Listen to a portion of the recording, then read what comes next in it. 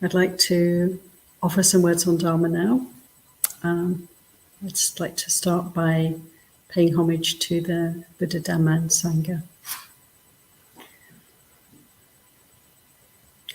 Namo tassa bhagavato arahato samma sambuddhassa. Namo tassa bhagavato arahato samma sambuddhassa. Namo tassa bhagavato arahato samma sambuddhassa. Buddhaṃ dhammāṃ sanghaṃ namasami.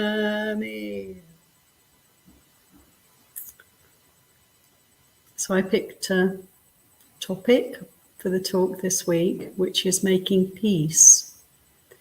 And so I'd like to say a few words on this topic. And when I think of the word peace, in terms of the Buddha's teachings, what really comes to my mind is upekkha, which means equanimity or steadiness or unshakability, calm. And this quality is mentioned in many different contexts by the Buddha in his teachings. It's like a culmination of the enlightenment factors. It's the seventh of the seven enlightenment factors, and it's the fourth of the four Brahmaviharas, and it's the 10th of the 10 parami. And with all of these groups, parami, the virtues, the enlightenment factors, and the Brahmaviharas, the aspects of healthy love, in each of these groups, equanimity is really the sense is that it's the highest, it's the sort of culmination when all these qualities are well developed. Equanimity comes in. And so it's a really important quality for us to consider in our practice. And making peace, we can actually make equanimity in a way, I guess. We can develop equanimity for sure, we can cultivate it. And I consider this to be possible in two ways. According to the teachings of the Buddha, one is to bring this quality to mind. You know, when we bring qualities to mind, then we can grow them. And this is quite a remarkable thing. It shows our, in a way, ability to liberate our hearts, our ability to improve our situation. You know, it's in our hands. We have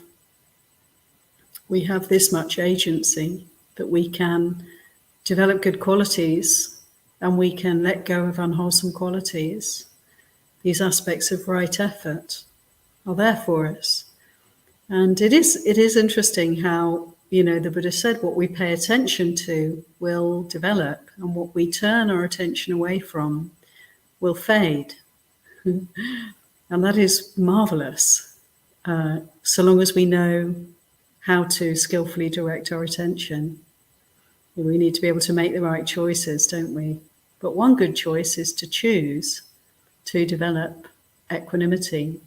And so I think there's a definitely a way in which we can grow equanimity simply by paying attention to the possibility of this quality manifesting for us in the mind, in the heart.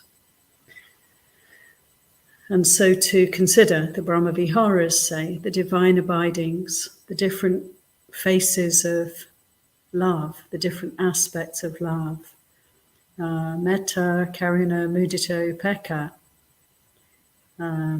metta, loving kindness, karuna, compassion, mudita, sympathetic joy, rejoicing in the good fortune of others, and upekkha, the calm, the calm that comes through insight into karma, insight into cause and effect, into the reality that all beings are the owners of their karma, born of their karma, related to their karma. All beings abide supported by their karma, by their actions, by their intentional actions. And whatever intentional actions they will do, for good or for ill, of that they will be the heir. Or you could say more, in a way, simply, good actions lead to happy results, and unwholesome actions lead to painful results. And this recognition, just to see, look around us and see that all beings are basically creating their own situations, their own conditions, moment to moment. There's this ability to sort of see the bigger picture. And so equanimity can develop from this kind of way of observing reality. And so, it's a quality that we can grow, we can cultivate, consciously bringing it to mind and observing how the Buddha described equanimity as this understanding of the laws of karma, for instance. We can also develop equanimity in a second way. And the other way we can do this is to observe when it's not present, isn't it? So, what is the opposite of equanimity? The enemy of equanimity is, perhaps we could say, reactivity. So it's the tendency we have to be kind of swayed, kind of drawn in, bombarded with the worldly winds of pleasure and pain. We get swayed. Where there's pleasure, we want to move towards it. And when there's pain, we want to get away from that. This reactivity is the opposite of equanimity. It's a cause of suffering because we're allowing these worldly winds of pleasure and pain to kind of blast us, to affect us personally, to, in a way, impact our well-being, our peace. The other worldly winds, there are 8 altogether. Pleasure and pain, loss and gain. Losing and gaining. What do we lose? What do we gain? We can only be affected by these winds, these worldly winds, when we feel that we have some kind of ownership of anything. And so there's an element of ignorance here for us. And we can see that.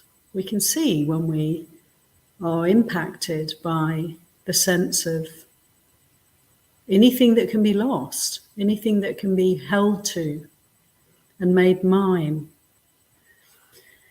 And, this happens in so many ways, doesn't it? That we lose items, material things, possessions, and also people. And it's very painful for us if we have a good friend and we find out actually that person is very sick, that person will not be around for much longer, how that feels for us, how that impacts us. We can be aware of the pain of loss, the pain of gain, and not make it something wrong, not blame ourselves for feeling badly, but rather appreciate the reactivity that's happening, the worldly winds that are blowing us about.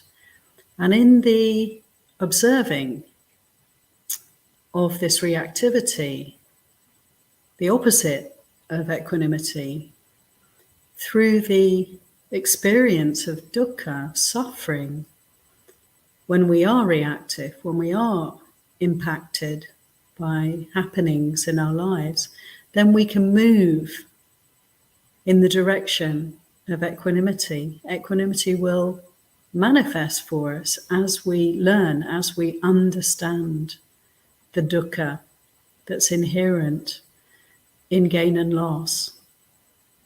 In this sense that there's anything here that we identify with, that we hold to.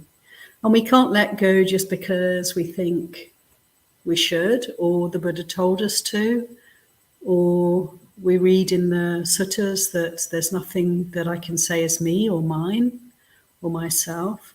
The way that we come to really understand the Dhamma, these Dhamma teachings, is to experience the suffering that is right there for us when we are experiencing a sense of ownership, of identification with.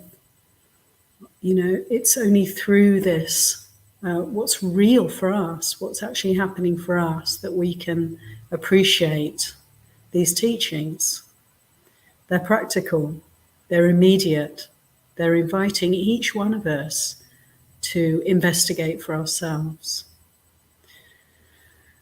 So the worldly winds of pleasure and pain, of loss and gain, and of praise and blame, we can be bombarded, can't we, by the, attitudes of other people, the ways in which other people give us feedback, whether kind of through words, verbally, or through behavior, through body language or facial expressions, or just attitude. We can pick up, whether we're approved of, whether we're disapproved of, whether we're liked or disliked, whether people enjoy being in our company or they're trying to get away, they find us difficult to be around.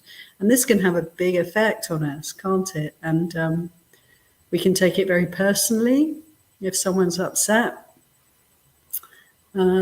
because of something that seems to relate to something I've said or done, or just my very presence, my very physical form, my gender, my color, whatever it may be. It really has nothing to do with me, but it can have a big impact, can't it, if someone is averse. Or indeed, if we're praised, if we get praise, what happens? What happens in the heart, in the mind? And we can really, all of these experiences, which I'm sure for everyone are relatable, things that have happened, things that do happen for us, we can just use, make the most of all of these kinds of situations to see how these winds blow and how they buffet us and how they push us around and why that happens. What is it that gets all rapturous, thrilled and delighted when words of praise come? What is it that finished and sinks into despair and depression when there's criticism? And just to see, to honestly open to what happens and why it happens. Why? Because I identify with this one. And how can we really see this identification unless through dukkha, unless through suffering, the winds that blow, the worldly winds? And I find it very interesting that, there's a kind of balance, isn't there, to these worldly winds? It's a bit like a pendulum swinging. As much as you get praise, you're liable to have just about the same amount of experience of blame, actually, funnily enough. The the last of the worldly winds, relate very much to praise and blame. They're having a sort of good reputation, being honoured and revered and respected, getting lots of positive feedback from the world around us, and all being kind of sidelined or diminished in some way, not appreciated, denigrated even. So to have a good reputation or to have a bad reputation. And again, it's just like the pendulum swinging. It's very interesting. People who have a lot of honor and praise, of status, and high positions, titles, and accolades and honors in society can be extremely vulnerable, sensitive, and impacted by the least slight, the least sign of not receiving the utmost respect from those around them. So there's an interesting balance here. It's like a mathematical equation. As much as we enjoy the good reputation, we will notice that there's suffering when that turns sour. And even one person doesn't honor us in the way that we're used to. So we're vulnerable. It doesn't matter whether we're on the receiving end of the positive or on the receiving end of the negative attention, energy, words and actions of others. We're going to suffer. We're going to suffer either way. And so the quality of equanimity is that which is leading us from the swinging pendulum with its extremes, one end of the spectrum to the other. Equanimity leads us to the middle, to the still point in the center where there's no movement. And as much as we're fooled and duped and seduced by praise and a good reputation, by pleasure and by gain, that much we're vulnerable to experiencing loss and pain and disrepute and criticism, blame. So, we want to bring these extremes closer and closer to the center and come to this place, this beautiful place of equanimity, where whatever wind is blowing from whatever direction, there's a stillness here. There's nothing moving here. And when we have this ability to not be fooled by the worldly winds, to see them for what they are, changeable, unpredictable, sometimes stormy, sometimes still, never in our control. They don't really have any bearing on reality. They don't really have any significance in and of themselves. When we have this ability to see more clearly, then equanimity arises. And as we cultivate this quality of equanimity, then the clarity of seeing grows. And so they nourish and support one another. The ability to kind of step back from all the drama, step back from the roller coaster, the highs, the lows, the tragedy, the wonder, all of these extremes, if we can actually just allow ourselves to breathe through and not really get caught up in any of these experiences, then we're coming to the clear seeing. And to see clearly is to see that these things are not personal, isn't it? To see that there's actually nothing here for me. There's nothing here I want to own. There's nothing here I want to hold on to. And so then this quality of unshakability begins to develop. And there's a great sensitivity in this. It's very interesting that the more we develop equanimity, the more we can actually perceive, the more we can open our hearts to the world around us, the more we can have a kind of intimate relationship with the world, because we're not getting knocked around by it. So there's quite an interesting paradox there for me. The near enemy of equanimity is indifference, the Buddha told us. Equanimity has nothing of indifference in it. Equanimity is like an opening to the world of experience, because we're able to withstand,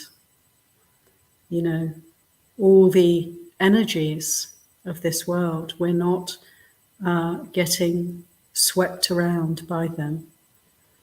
And so equanimity enables us to not switch off, not turn away from, not be divorced from the world, but actually to be fully present, to be here, because we can stay very still, be very open, very aware, very attentive to whatever's going on.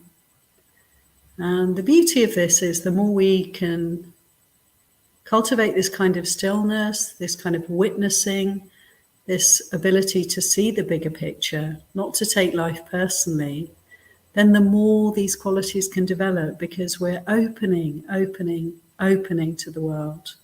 And everything in the world then is teaching us. And what is it teaching us? It's teaching us to let go, to move towards greater and greater freedom, greater and greater equanimity. I'd like to say a few words about a beautiful sutta that I looked up today called Nirāmisasutta. It's in Samyutta Nikaya. I put the reference in the chat, 36:31. And I just want to pick a little section out of the sutta to highlight, and it's the section on equanimity. And the Buddha's saying there's Nirāmisa means something like spiritual. It's the spiritual sutta.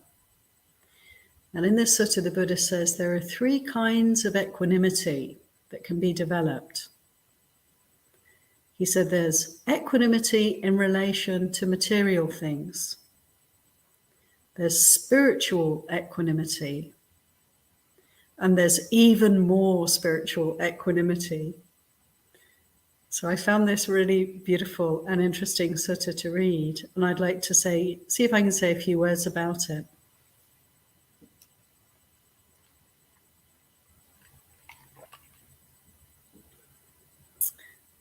So like in many of the teachings of the Buddha, there's a kind of step-by-step progression.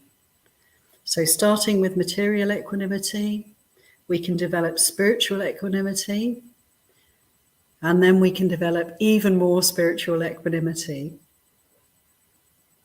So first of all, the Buddha said there is the possibility to develop equanimity towards material things. Seeing, smelling, tasting, touching, hearing, and thinking. So all that comes to us through the 6 sense doors. We can practice in the kind of ways that I've been talking about, material equanimity.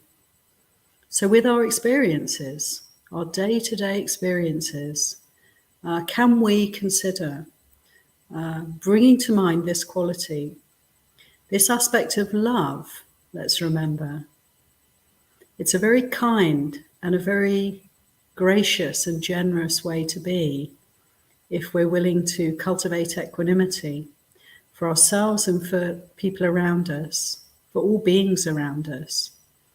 Because we can bring it in. We can bring in, calm. We can bring in peace to any and every situation and make a difference in this way. And so in relation to what's happening around us, can we consider whatever sight, sound, smells, taste, touches, whatever thoughts are coming up for us. Can we have an attitude of peacefulness around them? And again, as I said at the beginning, there are really two ways to cultivate this. One is through bringing the quality up, bringing it in, adding it to every moment. Peacefulness. May I be peaceful. May I be calm. May I maintain my peaceful state of mind. And the other way is to notice where the reactivity is coming. So notice how we might actually feel anything but equanimous, anything but peaceful, but we can be aware of that. And we don't have to act out. We don't have to speak from a place of reactivity. We don't have to nourish and feed thoughts of reactivity. We can observe them. We can observe reactivity from a place of mindful equanimity. So, whether we're feeling calm or not is not the issue. It doesn't matter almost what's actually happening for us, but this quality can imbue and make more peace where there is peace and bring peace where there is turmoil. So we can do this. So in relation to seeing, hearing, smelling, tasting, touching, and thinking, the Buddha said, this is a good way to proceed, to develop equanimity in relation to all material experience. And then how to develop spiritual equanimity through meditation, to practice samadhi, to keep developing our mindfulness, following the Eightfold Path, living the virtuous life, refraining from harm and making right effort, to develop the wholesome, to let go of the unwholesome, and to meditate then. We can then sit with ourselves. We can start to look inside. We can start to unpack, open the Pandora's box, see what's in here, allow the mind to clear, to purify, to disentangle from suffering. We can do this. And through meditation, we can develop a degree of peace. To a greater or lesser extent, we can notice, can't we, when we meditate, that we're bringing in a calming, peaceful, relaxing experiences start to manifest for us. We start to notice the end of suffering here and there. Some kind of agitation, some kind of turmoil, sit and meditate. Very difficult to sit with, very difficult to be steady with, but we practice, we allow painful feelings space, we give them time, we give them kind attention, and all the negative emotions, the negative mind states have a chance to arise and pass.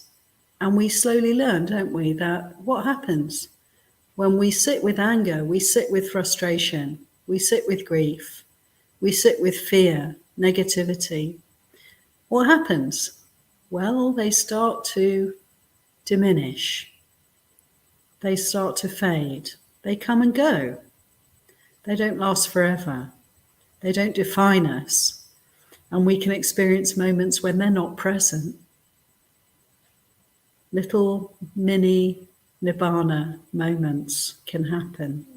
And this is where we start to notice there's peace. There's a developing ability to move towards the peaceful. The peaceful becomes more attractive for us. We start to appreciate what it is to experience equanimity. And even if our minds become more relaxed, spacious, clear, and bright, we can experience jhana. We can notice that actually there's really no need to hold on to this body. there's really no need to hold on to these thoughts.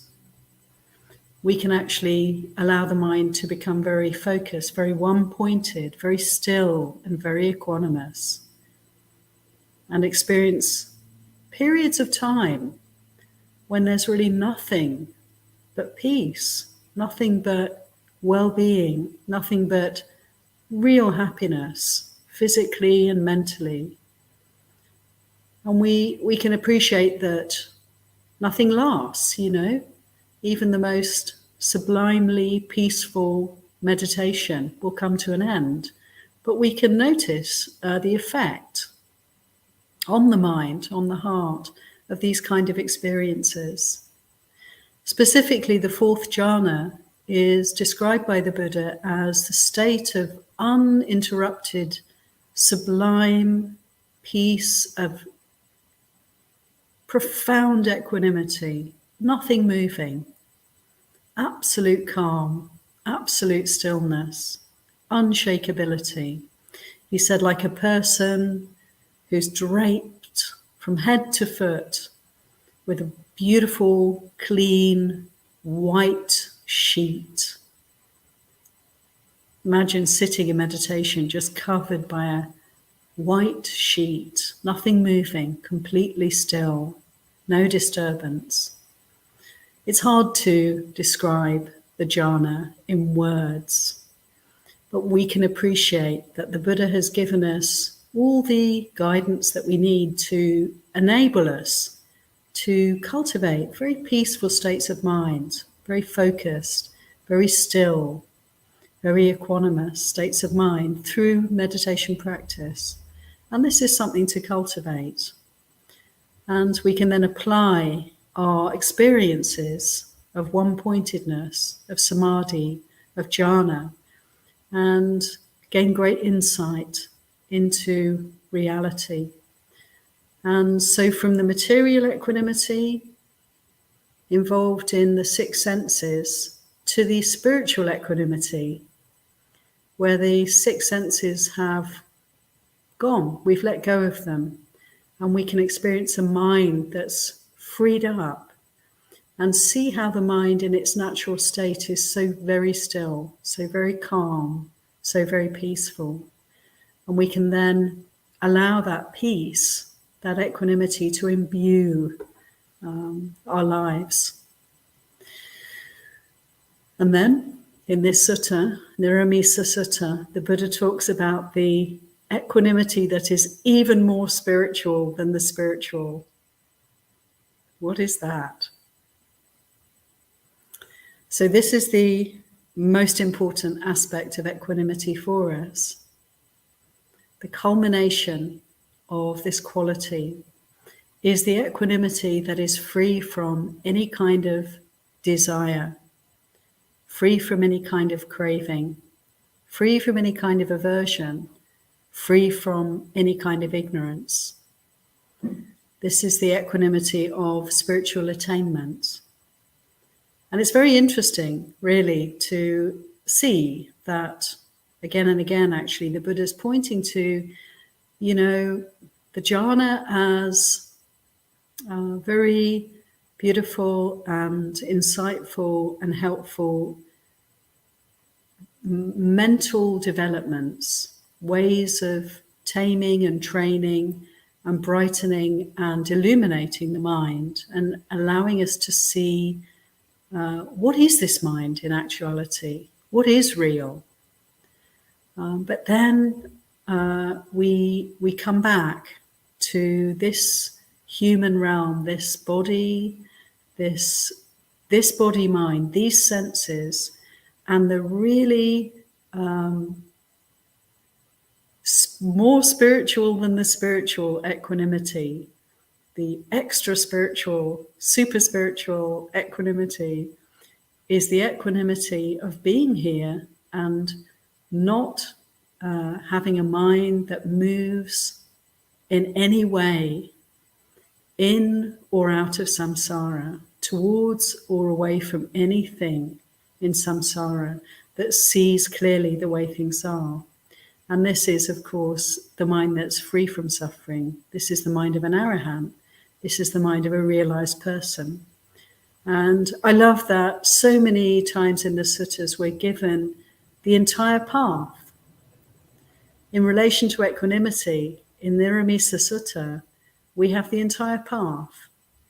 We have the experience of everyday life and how we can develop equanimity here, in these ways, in relation to these experiences through the six senses. And then we have the way in which we can develop equanimity in our meditation practice, and to really refine and experience in a way, the highest kind of equanimity that's possible for this mind. And then how we can direct this, all of this learning, all of this attainment, all of this understanding, to freeing the heart from suffering. And of course, this is the goal of our spiritual practice, is to be free from all the push and pull, to be free from the worldly winds. So we can work with the worldly winds in doing our very best not to react, not to feed reactivity, to notice reactivity and to come out of reactivity. And in the end, we can be quite still within, and we can observe the worldly winds blowing around with great compassion and with great kindness. We can see how all beings are buffeted and traumatized and blown around. And how can we offer something of a safe space for others? Just as we have a safe space within us, can we extend that and support all beings? And of course we can do this. And so the Buddha describes in many places in the suttas the 4 Brahmaviharas practice. These are 4 of the kammattanas, the 40 meditation objects that were recommended by the Buddha. So we can dwell in equanimity. We can cultivate equanimity, we can meditate on equanimity, and then we can radiate equanimity in all the directions, north, south, east and west, above and below, around and everywhere, and to all as to myself. Abundant, exalted, immeasurable, without hostility and without ill will. We can share the equanimity that's here and really literally just let it radiate, just as if there's a lantern in here. There's like a bright light, and we can allow it to illuminate, to radiate forth. And in the same way, the Buddha described this practice of radiating in terms of metta, in terms of loving kindness, in terms of compassion, in terms of sympathetic joy.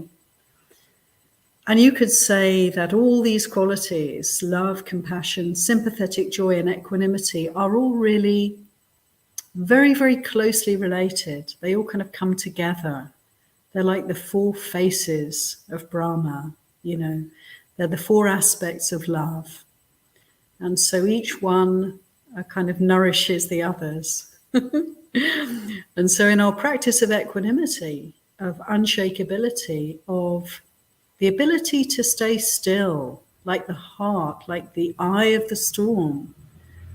There can be storms blowing, and indeed there are storms blowing all around us, but there can be this still center point, as I said, like the pendulum that stops swinging. No more time. No more marking time. It's stopped. No more reactivity. From this place, we can radiate forth all these aspects of love, of goodwill, of healing, and of peace. Radiate these qualities into the world.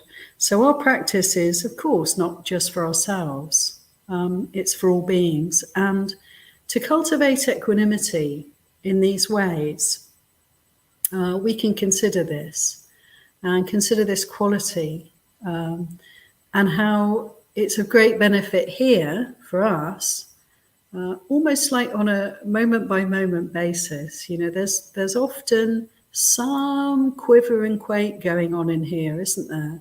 Like something pleasant, something, even just a tiny hint of attraction to this, that, or the other, or just a smidgen of aversion, irritability, not wanting this, that, or the other. We can be very alert and see where these quivers, these little movements, these tiny aspects of reactivity are almost constantly arising and passing for us, and just bring in like a cool white sheet, you know, to drape it over all of that, just to bring in, remember that we can do this, that we can consider the benefits of calm, we can consider the value of peace, we can consider like the healing energy of all these Brahma-viharas, and bring them in for ourselves. And of course, then we're bringing them in for all beings and benefiting the liberation of this heart and also the well-being of all. So these are just a few words about making peace. Like it's something we can actually do, and something obviously worth doing, and consider how we can offer peace into this world, moment by moment, day by day, drop by drop. Ewan.